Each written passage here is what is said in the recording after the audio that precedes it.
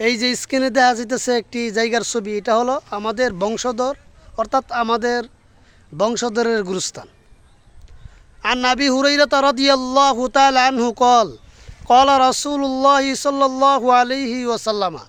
আবু হুরাইরা রাদিয়াল্লাহু তাআলা আনহু থেকে বর্ণিত, আল্লাহ রসুল সাল্লাল্লাহু আলাইহি সাল্লাম বলেছেন, কালিমাতানে খফিফাতানে আলাল লিসান, দুইটি কালিমা এমন যা জবান দিয়ে বলা অতি সহজ।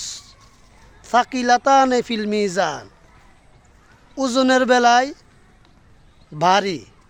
হাবিবাতানে ইলার রহমান, আল্লাহর নিকট অনেক প্রিয়।